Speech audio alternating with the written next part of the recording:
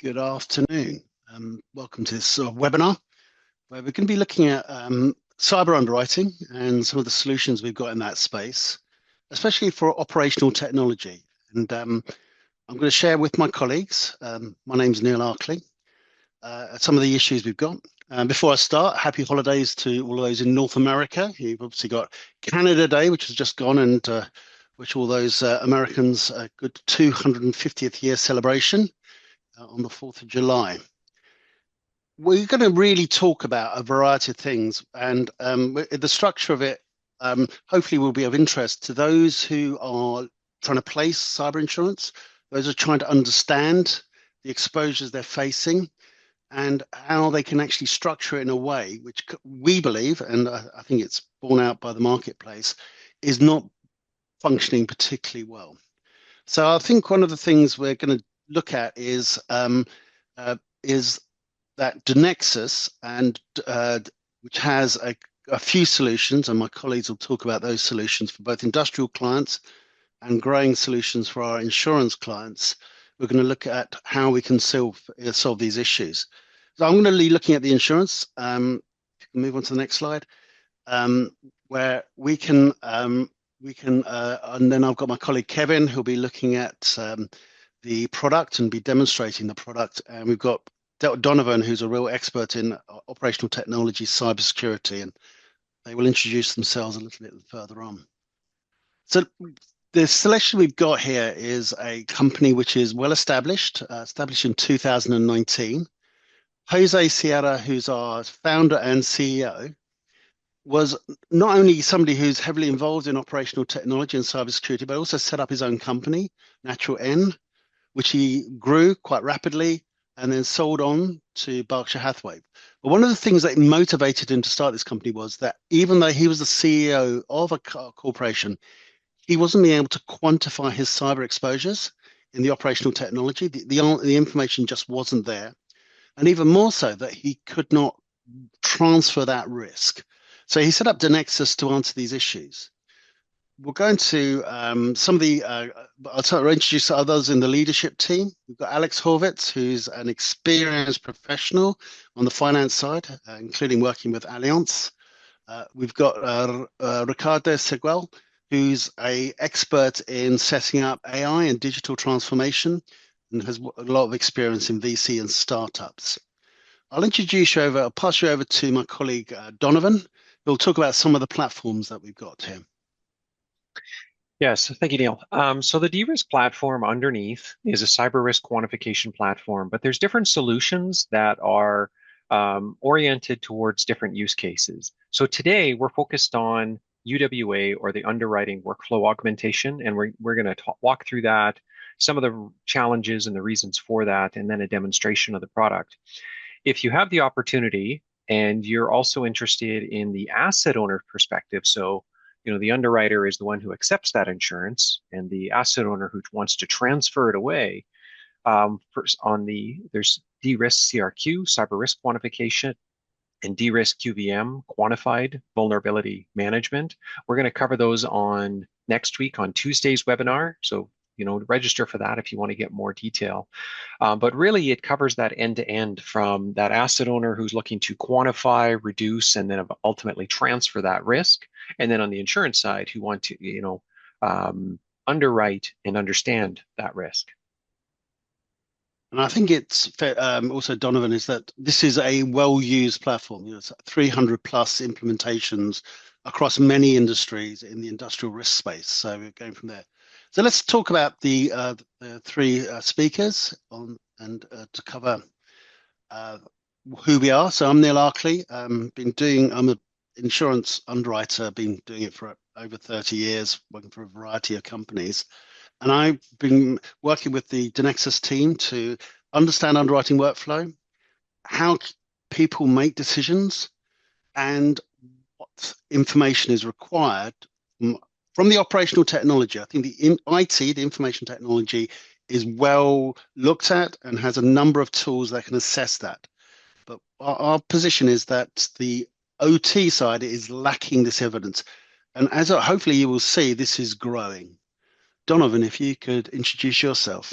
Yeah, So my experience is I'm one of the fortunate few that actually got into OT cybersecurity in the early 2000s, connecting business networks and control systems, networking, servers, backups, Active Directory, all of that infrastructure. I spent most of my career in the field helping refineries and power plants, either um, connect their control systems securely in order to get historical data, cybersecurity audits, everything from assess, design, integrate for almost 20 years in the field with the hard hat and the safety boots and the coveralls on. So when it wasn't in the field, I spent a lot of my time contributing to 62443 standards, as well as on advisory boards and steering committees for the US, CISA, ICSGWG, Public Safety Canada, and then also other conferences. So, and my role at DeNexus is really just to bring that industry expertise into the platform and the solution we go forward. Kevin? Thanks, Donovan. My name's Kevin Hammond. I'm the product delivery manager here at DeNexus. I've been here a little more than 4 years at this point. I come from a cloud infrastructure background with Whole Foods and AWS.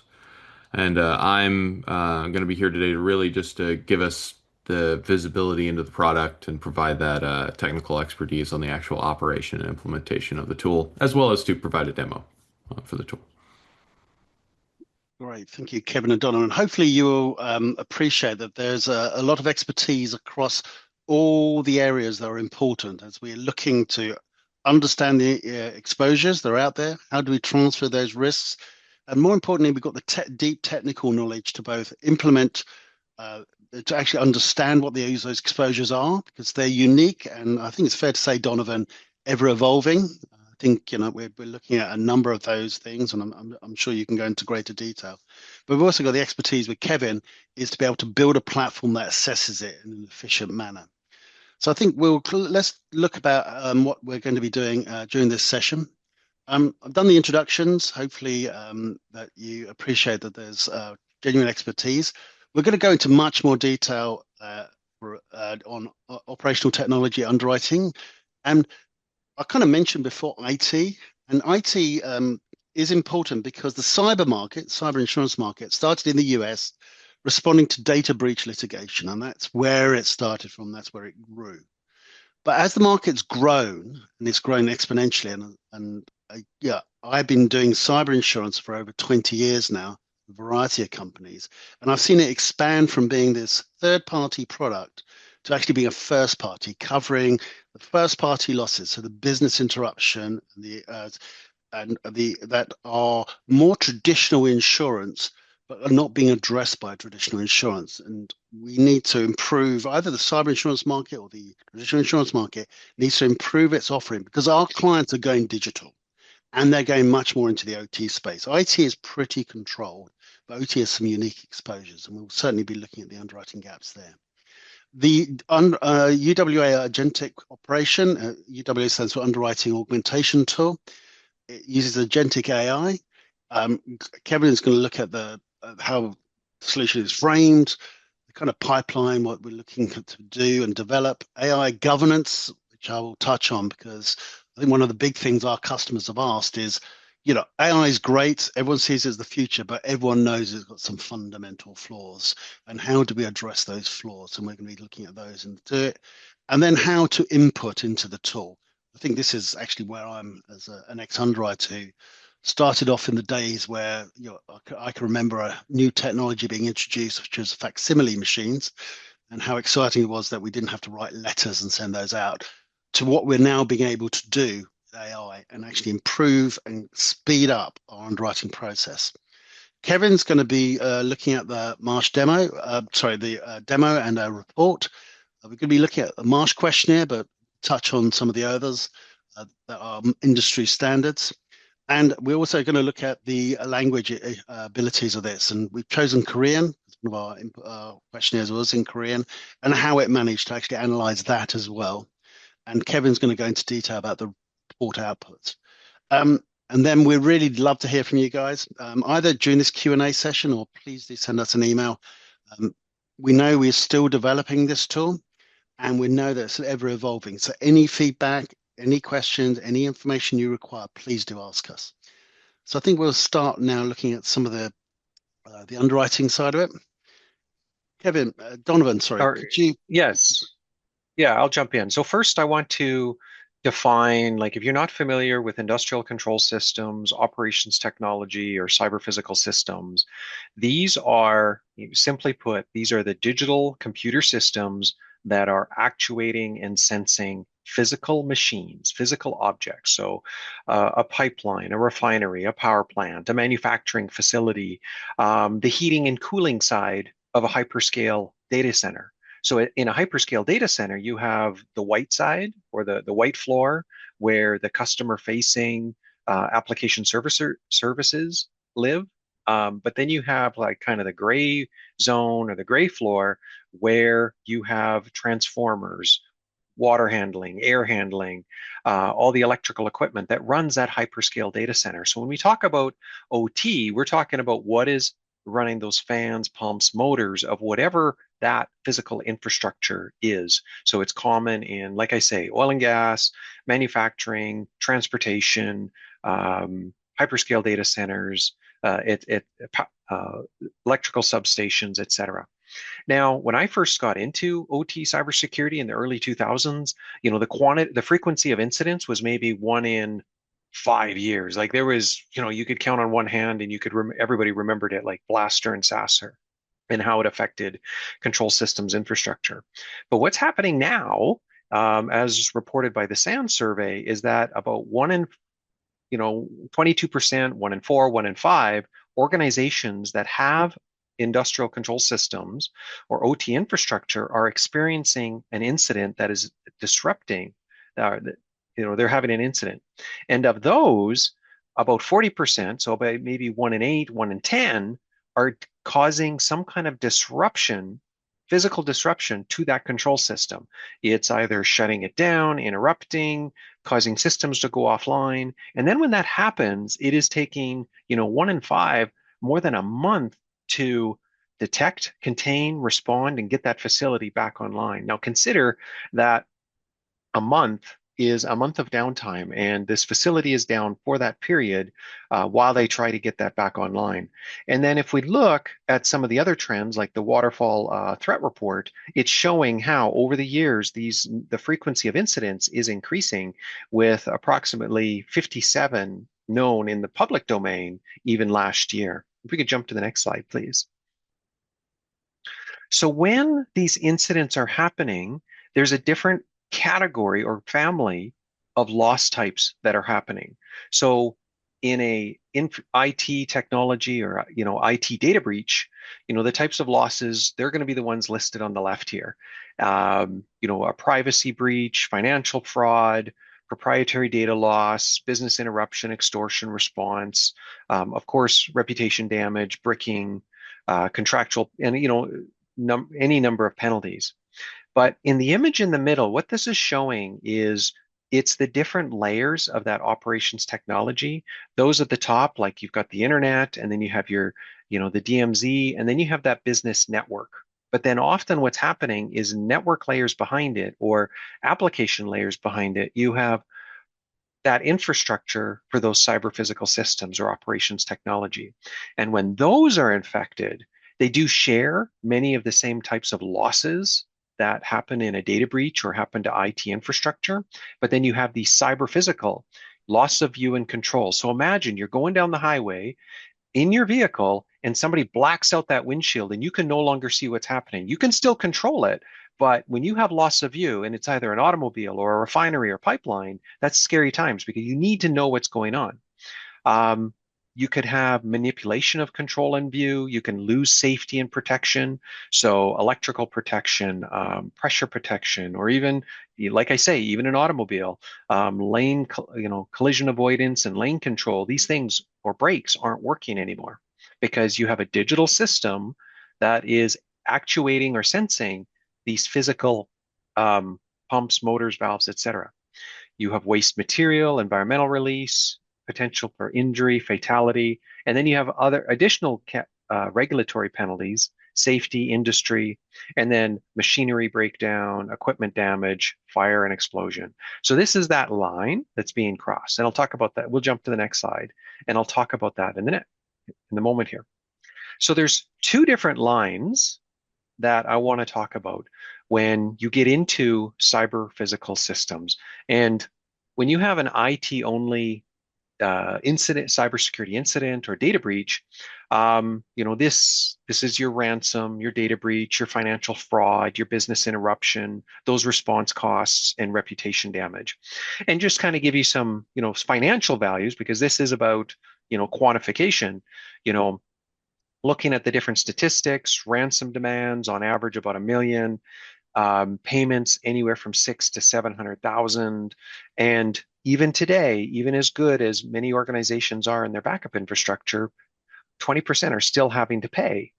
And the long-term effects are that these organizations that are experiencing these, they're falling behind their peers, financially years later.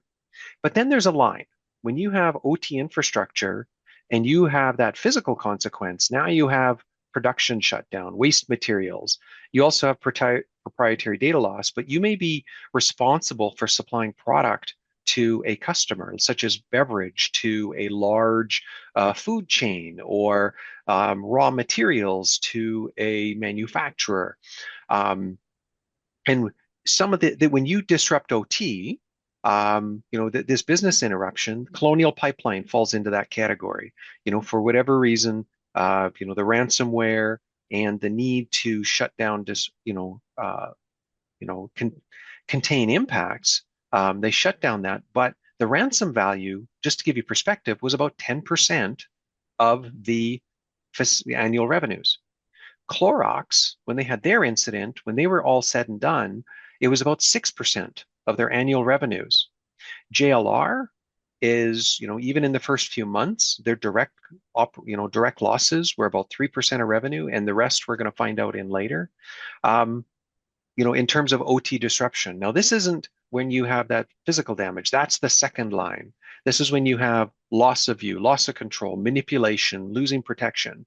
And you could, on less than 10 or so in the public domain that have occurred over the last 40 years, but it has happened. We don't often talk about these, or sometimes they're overspoken, but Marucci with a sewage release, marine life died, hotel grounds flooded, there were Polish derailment, 4 trains came off the rails and there were 12 injuries. Turkish pipeline, Stuxnet falls in this category, Triton falls into this category, and then also a German steel mill with uncontrolled furnace meltdown.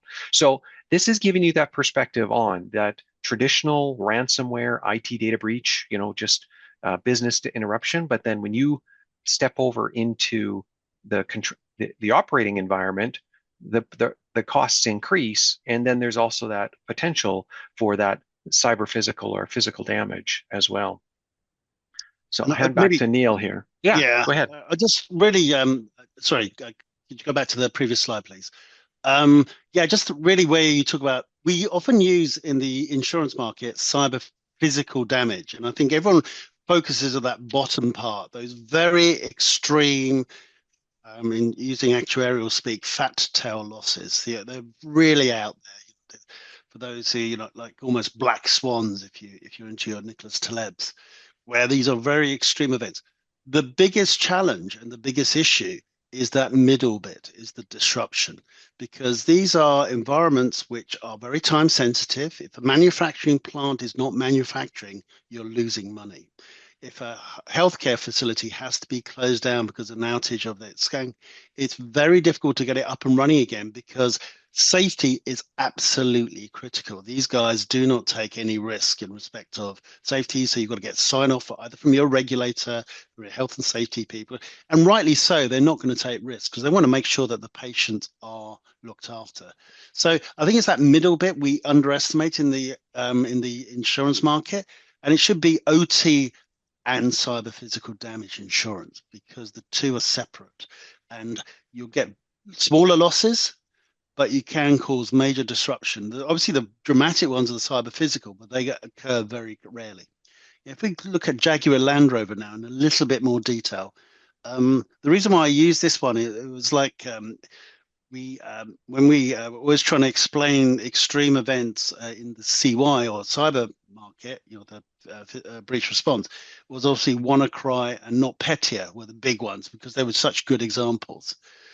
Interestingly enough, and just a reminder, NotPetya, the biggest losses were in the property market, not in the cyber market. So I think again, worth just bearing in mind that those exposures are out there in traditional lines and are growing as the market softens. It goes from here. But Jaguar Land Rover had major impacts. And I just want to take, this is well known, is they affected a number of supply chain organizations in very vulnerable places. So these are places, using an American term, in the Rust Belt. They were relying on one industry. They're very reliant. Jaguar Land Rover not working meant that the guys not only supplying the car parts, but also the person supplying food to the workers. They were not getting money. A major impact on areas you probably never heard of, like Smethwick and in the Midlands of the UK. So the UK government had to step in. There was no insurance in place. But one other takeaway, and again, many on the call will be familiar with Jaguar Land Rover, is the 7-to-1. So the loss, which was the actual cost of the breach response, compared to the actual total loss, was at 7-to-1, which is the norm for in property between the loss caused by the fire, repairing the fire, and then the loss of income that follows it. So the dynamics are exactly the same in cyber physical damage or OT physical damage as they are in traditional property. If we could move on to the next slide, please. So we've identified that this is a unique exposure, that this has unquantified and exposures that are currently just not being measured in an accurate way. And that's due to a variety of things. Similar issue to the cyber market, the breach response market, or CY using Lloyd's terminology, is that there's no standard terminology. Our customers are talking a different language to our CISOs. So one of the strengths that UWA is that we both talk to the CISO, the clients, as well as the insurers, and we bring the two together. For the underwriters in a very competitive market, we save them time. We do not take the underwriting decision out. That's always going to have to be there. But what we can do is where the average submission is taking 10 to 30 hours, they're very detailed questionnaires. And the Marsh questionnaire that Kevin's going to use as an example is very detailed, asking a number of questions. A lot of time's gone into it. And for the underwriter to analyze it, it'll take them a long time. Also, the tools are disjointed. And, they need to, the underwriter's taking a lot of data extraction and trying to input it into other tools to get either quotes, exposure management, or whatever. And then there is a lack of consistency compared to other lines of business. So, like auto or motor insurance, very, very standardized, very consistent in the data that's shared. In cyber, and especially in OT, cyber physical damage, real big differences. So we've got a solution which is good for the soft market, speeds up responses. Some of the clients we're dealing with have 5% strike rates, and 95% of their time is not with is not spent on productive business. And we will enable consistent analytical quality and information being shared so that the underwriters can compare apples to apples. And we're working on that. AI has its real strengths. One of the weaknesses is to make sure that consistency is there at all times. We believe that you need to prepare for the hard market. The current cyber market is super soft, as are other lines, and you need to be able to justify why you wrote a risk. So Kevin will look at it later on. We compare that to the industry standards like NIST or your own standards if you wish to have your own internal standards, and DeNexus has its own IT security system. And the other thing is that that mispricing will hurt you in a hard market because you're going to get caught with unpriced or unquantified exposures, and that will cause you issues getting your reinsurance and getting other things that occur. So if we go on to the next slide, please. So I think let's have a look at some of the specific things. And as we start looking at how the tool operates, you're going to get clearer submissions. You're going to get more information that's out there, more consistency of information, and you'll be able to look at what is happening based on information you're already getting. And in addition, it's actually added to by way of the information that we get from our other tools, which looks at the industry risks. So we've got threat intelligence, we've got obviously data coming from our clients, which obviously we treat with utmost respect, but it will give us a macro picture as to evolving exposures, which is always the big issue with cyber generally. We're very much focused on the OT. We do look at the IT because obviously there's an overlap, but there's other solutions. If you're looking for just purely breach response solutions for, say, a financial institution, there are other solutions out there. But if you're looking for real clarity and understanding on a manufacturing risk, and obviously the DeNexus tools, the UWA in particular, is very much focused on that. We will look at the evolving losses, so you catch them earlier, so you can actually start responding to them, and hopefully start talking to your clients about potential exposures, so you can start mitigating those. And we will have, you will also be able to work and intelligently discuss with your actuaries about what actually is happening. Is that our exposures are genuinely going down? Because actuaries obviously look in the past, underwriters need to look in the future. Well, we're giving you a tool which enables you to look into the future and also explain to other stakeholders within the insurance company as to what they require. We go on to the next slide, please. Yeah, so I think I'm going to really skip over some of these things because Donovan has really pushed these through. As I mentioned, our focus really is on OT, but we do look at the IT sides when it affects the OT environment, because obviously the two should be fairly air-gapped, but obviously they're overlapping much more. So we can look at the OT and IT assessment. Threat intelligence, we've got, it's publicly available, threat intelligence, but we put it into a format which is readable.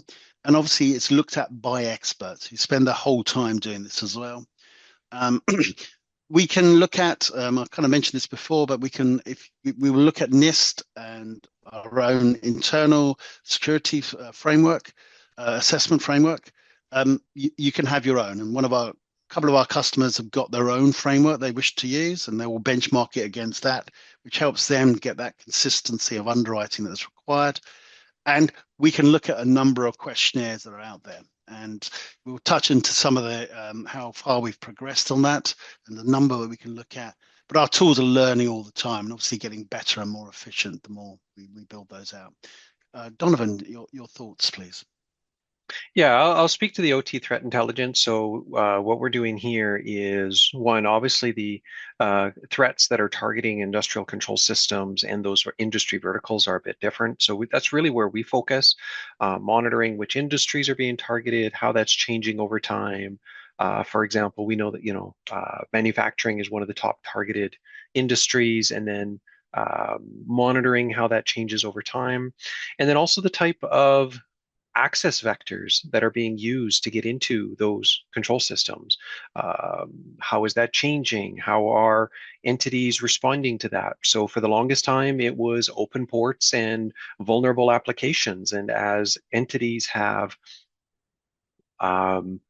addressed or gotten better at managing that remote access, it's kind of moved over to credential theft and using that as part of the modeling. So we use this data in the modeling to how are attackers behaving and how are they targeting industrial control systems, but then also the vulnerabilities that are present in a control system, which ones can which ones are exploitable, et cetera. We're using that as well. So it's helping bring dynamism and more timely information into the threat modeling that we're doing with our cyber risk quantification. And then a lot of the other components, this is just how the underwriting augmentation or UWA is being prepared with its different assessments, different frameworks, and then different OT specific supplementals from Marsh, Beazley, AXA, et cetera. And we've pre-mapped those. So if you have an OT supplemental from your customer, DeRISK UWA is already been in many ways already pre-trained on ingesting and analyzing that risk.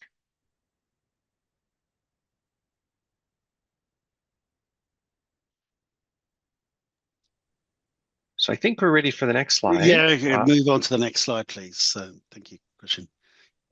Maybe a really quick introduction, and then Kevin can get into the meat of this, and then maybe I'll just share at the end kind of why an underwriter has been 30 years and battling with a variety of systems and information. What's always has really impressed me about this is the ability to ingest information. And I think this is due to AI and the investment that DeNexus are putting into AI engineers, and also to make sure that we've got people who build the cloud system and make sure that the support is there to be able to actually analyze and work on this information. So I think I'll let Kevin speak much more about how it works, but from an underwriting point of view, actually inputting the information is very easy. The tool works in the background. Kevin will talk some of the challenges that we encounter, but we're overcoming those. And then lastly, we'll talk about the output that's out there. Kevin, please tell us a bit more about the tool. Yeah. Thank you, Neil. So that's really the beauty of this product, and why we think it adds so much value to augmenting an underwriter's workflow in assessing these submissions, in that it is as simple as drag and drop. And rather than relying on the screenshot here, we'll go ahead and start to look at the actual product itself. So here we see the user interface, and this is what an underwriter would see whenever they log into the tool. And I'm going to take an example questionnaire here. This is a real questionnaire. This is Marsh, a Marsh questionnaire. And it's had all of the identifiable information redacted out of it. But as you can see, this is a very large document with many questions.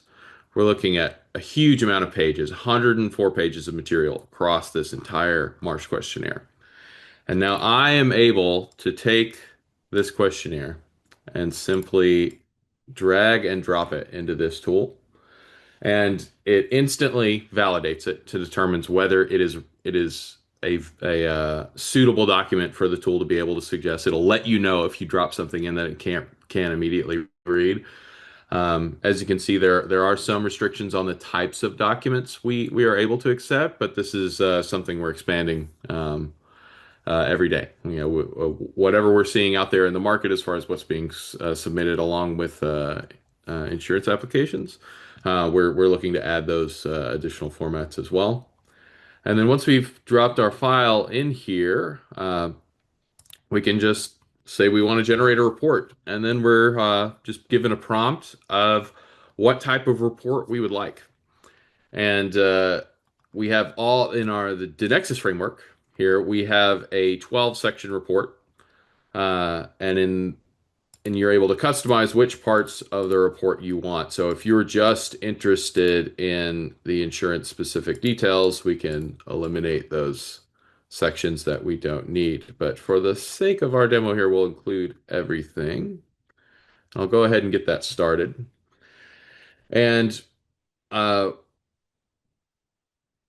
we'll now have to do is wait for our agentic pipeline to complete. And I'll go into more details on how that's working while we let this example run. But before we hop into there, I'm going to go ahead and get our other example started here in another instance with another questionnaire that I'll let us look at briefly.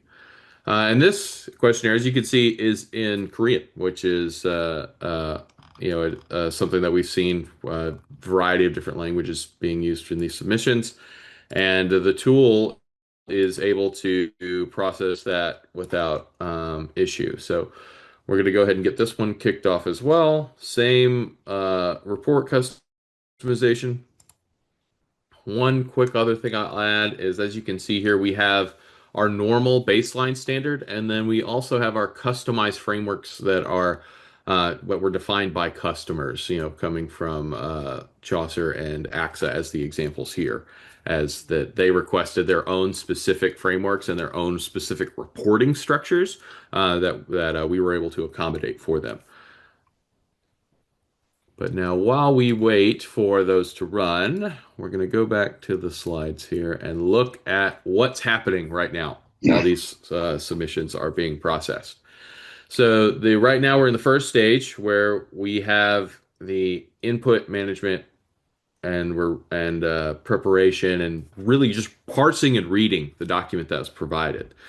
This is where it's looking through those, whether it's question and answers like a spreadsheet or whether it's check marks in on a questionnaire. It's able to read that document and understand, not only what questions are being asked, but how it's being answered inside the document and whether it was even answered at all.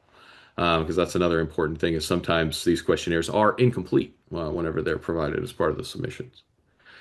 And then the next section is where we get into the threat intelligence component. And this is where we're identifying what is the vertical or industry associated with the submission, what geography are they located in, and using that to inform the threat intelligence that is being used to determine what the threat landscape is for this particular applicant. And then the next stage of the pipeline is where we perform the risk assessment. And this is where we're looking at, like Neil said, both the IT and the OT, but with a stronger focus on the OT side of things. And this is where we're mapping it through the specific frameworks that we have integrated into the tool to be able to get a meaningful understanding based on the submission of what the security posture, and what risks would be present in this applicant's environment. And then the final two sections are where we perform the actual actuarial assessment and come up with the premium recommendations, and the kind of insurance focused part of the outputs are generated here. And then the final step is where we package it all into the report and provide that as a downloadable artifact. That's a PDF that is able to be reviewed. And so now let's go back to the tool here. We're still running here.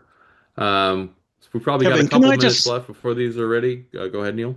Yeah, Kevin, just sorry to interject there, but just on that, if you look at those, I'm sure most people on this call will be familiar with how AI engines work.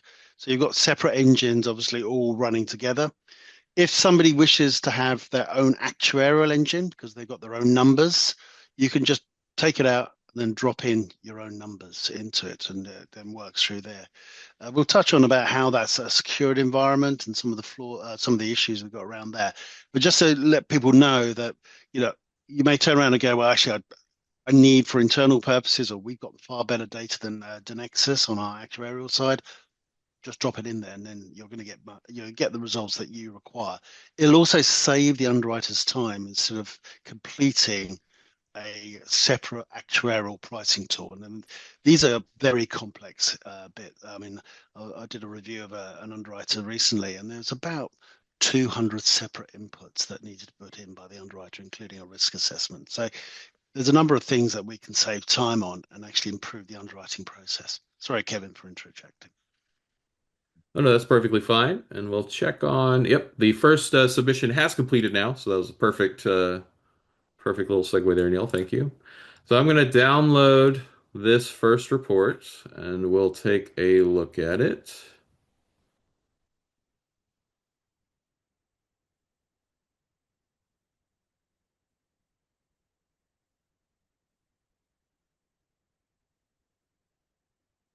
Get it up on the screen here momentarily. So this is the output from our first report here, and we've been delivered a 20-page assessment based on the application that was given with an underwriting verdict, and saying that we're going to provide a quote with conditions. The other important things I'll call out here is there is a confidence level score associated with this report, and that is based on the data sufficiency. So basically, based on the information that was provided versus the kind of what the best level of information that could be provided, we're getting kind of a medium amount of information. So there's some level of uncertainty here. But in this section, I'm going to briefly go through the report. We won't really have the time to go through each section in detail, but I just want to give you a brief overview of what we see in here. We get an executive summary, and this is where we just kind of see what the basic information about the applicant. Of course, because this one was heavily redacted, we're missing some pieces like who they are and where they're located, but we do know some information like what type of industry they are, what they're and what sort of budgetary information we're working with. And then we get into the risk assessment where we're seeing what the specific risks are associated with this particular application, and then what the overall underwriting verdict was to be is the recommendation for the underwriter. So we're going to move on from the executive summary, and this is where we get into the details of that IT and OT risk assessment. So we're going to see a NIST 2.0, excuse me, NIST CSF 2.0 assessment here, where it's giving the NIST domains and a general maturity level based on what's seen in the questionnaire. We're also seeing the same being applied to IEC 62443 to give us kind of a benchmark across two different kind of standard frameworks that we see in the industry. And here we see a peer assessment where we're seeing how they're shown against the peers. I'm going to jump ahead a little bit here to the next section where we're looking at what type of scenarios were included in these risks.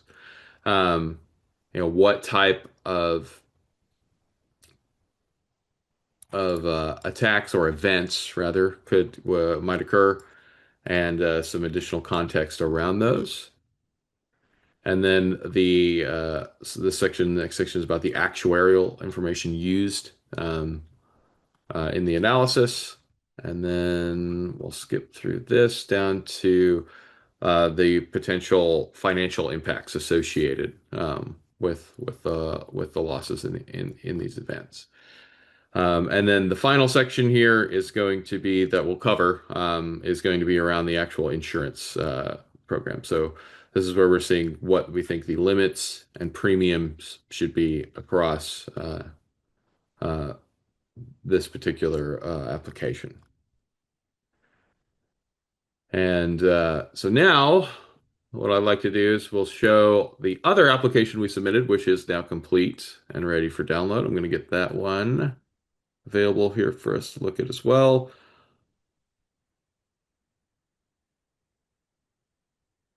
It's up on the screen where we see this is the one that was in Korean coming from a DB insurance broker questionnaire. And this one, it was able to process all the information in the questionnaire, but it also noted that there was a specific section that were unanswered from 40 plus questions that were not provided as part of this one. But it was able to provide us with a set of premium recommendations.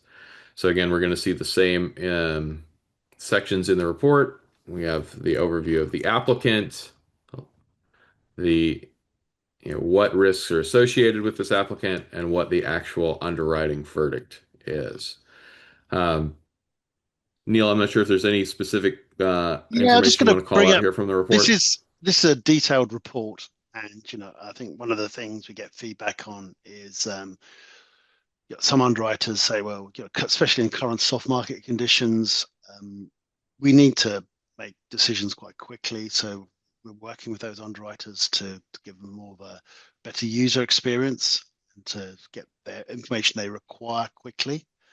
But the thing is that for me as an underwriter, and I've always been for pretty technical companies, you need to justify why you've underwritten the account, and the information is there. It doesn't tell you whether you should write or not.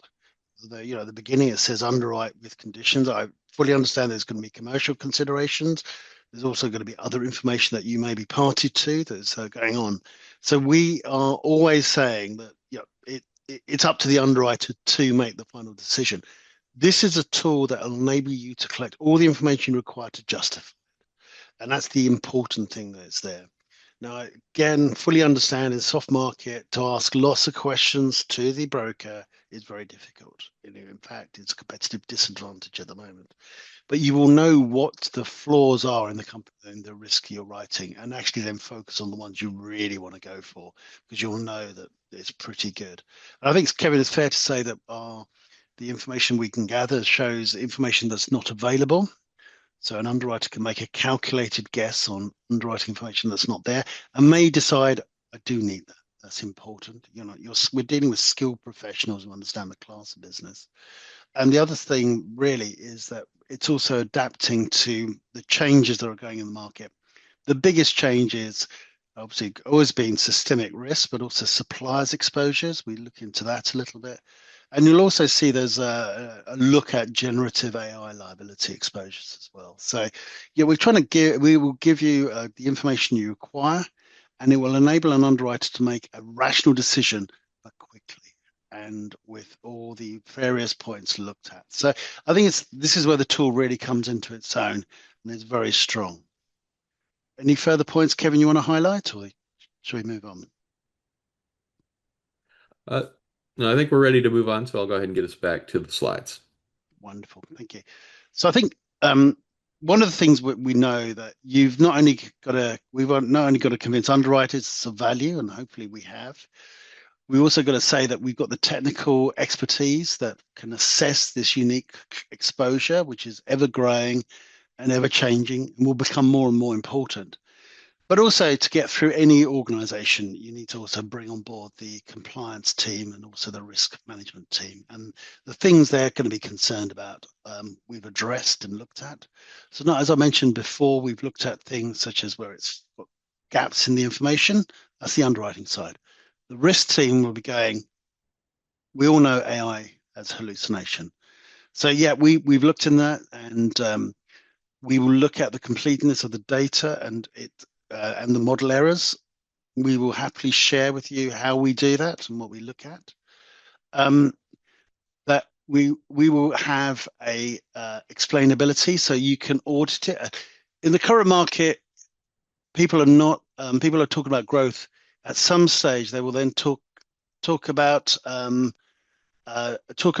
things that are required for auditing purposes. So you're going to have internal control people coming in. That's all going to be there. We're continuously evolving and increasing the information that's out there, and making sure that as cyber threats evolve, we're monitoring them.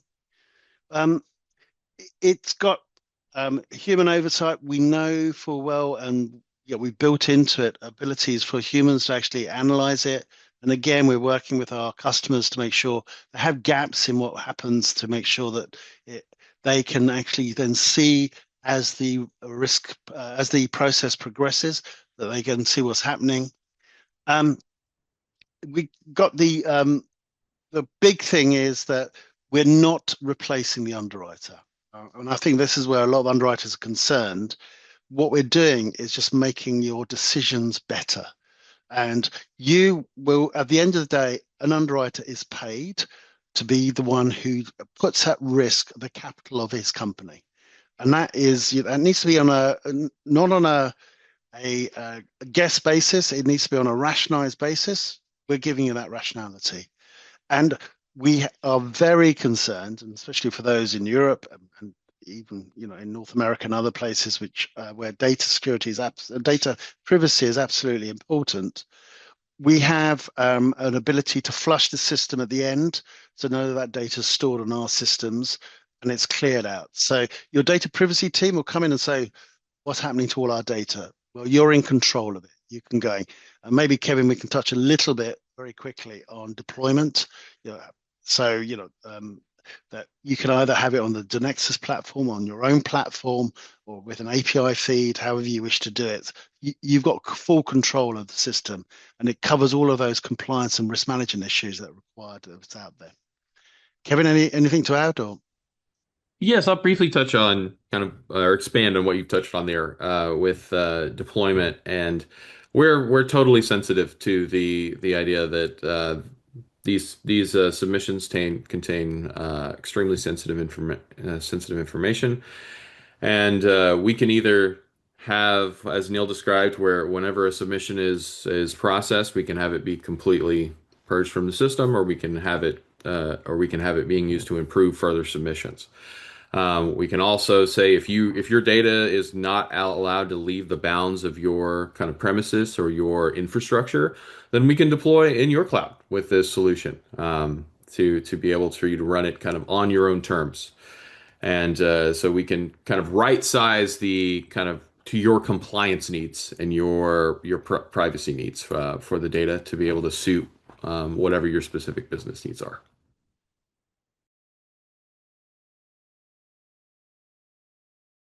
I think I'm just conscious of time here for Q&A. We've got two further slides, um, which maybe we'll share the slide deck with everyone on board, but we can look at what goes in. It talks about it. Hopefully, you can just see it's a very detailed slide, but quick takeaway there is that it can handle a number of formats. It's pretty good at unstructured data, isn't it, Kevin, as well? So risk reports, etc. And it's and we've got a number of questionnaires that we pre-trained. If you look at the very bottom of the deck there, it's got all the ones which are currently the major ones out there, but we're adding to it all the time. Yes, the only thing I'll add here is that in the process of training across all of these, carrier and broker questionnaires, it's given us the ability to have a lot of coverage for different types of documents that be submitted that may not strictly fall into these categories. But because we've done a pretty broad examination of the type of documents that are out there in the market, with the tool is very capable at accepting whatever we can throw at it. And we looked at applications and submissions today, but things like supplemental details or other types of forms are things we can ingest as well to improve that. And one of the ways we're looking to improve the product right now is to be able to submit multiple documents of different types of documents at the same time to inform the same assessment. Right. I think, as I said, you've done a pretty good job on summarizing the report, and more than happy to share this slide deck so you can look at that in greater detail. We've got some Q&A on there. Maybe, hi, Susan. Thank you for joining us. Maybe worth just talking about that. Yeah, a retailer, as I think obviously you'll be familiar with the target loss, where they had a massive data breach loss due to access through their heating and ventilation contractor. They actually got into their admin systems. So, OT exposure can be OT can be a vector for actually accessing and doing a traditional data breach. But I'll use a UK example, which is actually quite active also in North America, is Ocado, which sells itself as an online grocery delivery firm, but actually they're not. They're basically a software firm that has very efficient ways of managing warehouses, full of robotics, full of a lot of very sophisticated kit to make sure the kit is loaded onto the lorries and going from there.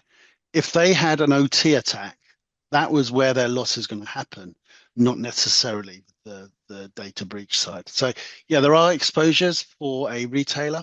And I think as things get more and more automated, they are going to be more and more exposed.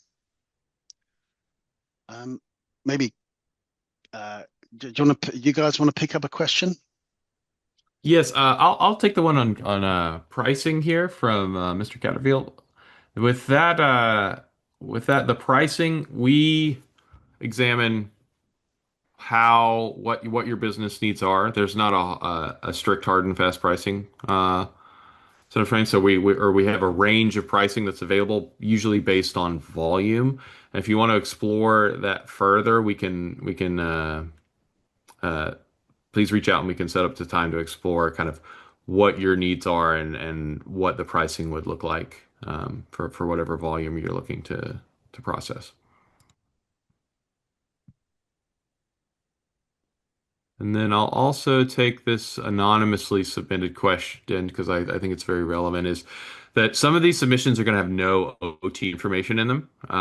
And whenever there is no OT information provided as part of a submission, how do we handle that? So that's something we refer to internally as kind of the sound of silence. Whenever there is that information is missing, we take not necessarily a pessimistic approach, but we see that as a signal of lack of maturity. And whenever either the question is unanswered or the answer provided doesn't um, isn't sufficiently characterizing, the applicant's kind of posture correctly. And we use that to make an intelligent assumption based on the other answers that are provided and the industry that we know the applicant is in. I can help out as well. So in my experience, in my previous life as a cybersecurity assessment auditor, looking at these organizations, the cybersecurity program in the business network or the IT environment is generally very different than what you find in the OT environment because the IT organization, the help desk organization, they get to define the policy that applies to servers, printers, workstations, desktops, etc. But when it gets down into the industrial control systems and OT, that's a different organization. It's not responsibility of OT. It's engineering, it's operations, it's facility operations, and their mandate is to keep the facility running.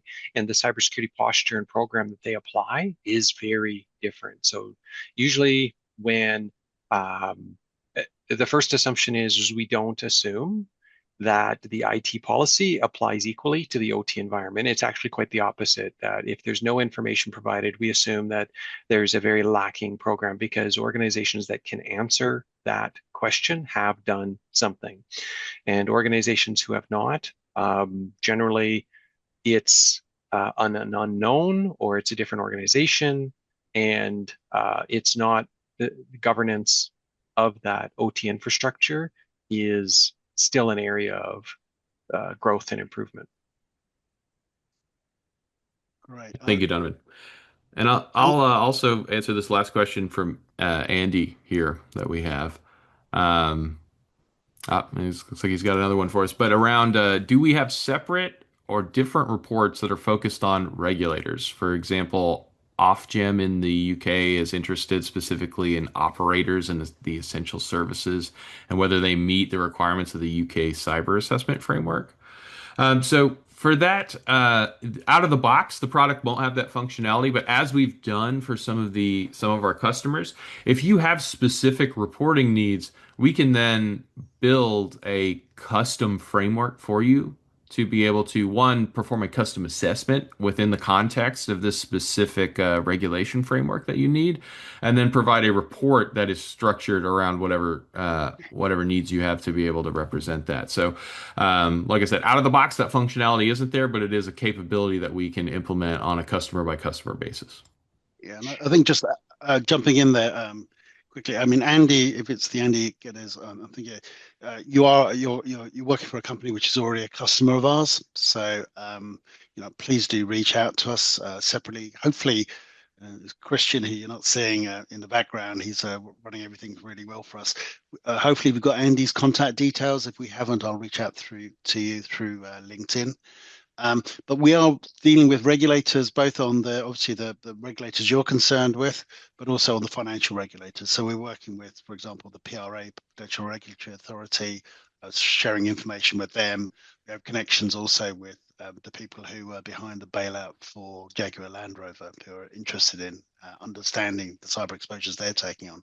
So we are reaching out to a number of regulators and people, and so far the feedback's been positive. Obviously, they can't mandate anything, but certainly they're giving us some very invaluable input as well. And I want to add a point on there as well. Just knowing that, like the UK, the CAF, the cyber assessment framework. Today's topic is about underwriting, right? So unless the insurance company is prepared to start accepting UK CAF self-assessments or audit reports as part of their underwriting, then perhaps they would probably align with the UWA use case. But probably where it's more applicable is for the asset owner that wants to do cyber risk quantification. And this is getting a little closer to the webinar we're going to have on Tuesday, which is potentially using that self-assessment of your OT cybersecurity program assessed against the UK CAF, and then having that decide what is the posture of your cybersecurity program, and then using it for your own quantification and assessment of your risk and the quantifying, looking at projects to reduce risk, and then potentially eventually transferring that as well. So it kind of fits on kind of both sides. If the insurance companies are willing to start accepting UK CAF self-assessment reports, I'm not aware, like they still like to use the underwriting questionnaires, but I think on the asset owner side, it could be used if each of the facilities have completed a CAF self-assessment, then that could be used to help provision DeRISK for the asset owner, using it for their own cyber risk quantification program. So we've run over the time, but I think yeah, and we'll come back to you, Andy, on that last question as well. And as I said, please do join us on the webinar on the 7th, which will be very much focused on the industrial risk assessment tools. So I think you'll find that of interest as well. And I'm sure Donovan and Kevin will happily address various issues, and we'll reach out to you. So thank you everyone for spending time.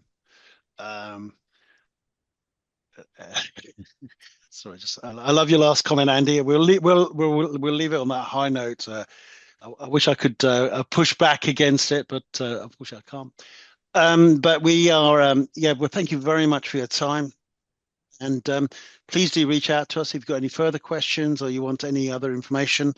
And any of us would be more than happy to answer those. So thank you again, and have a great rest of your day. Thank you.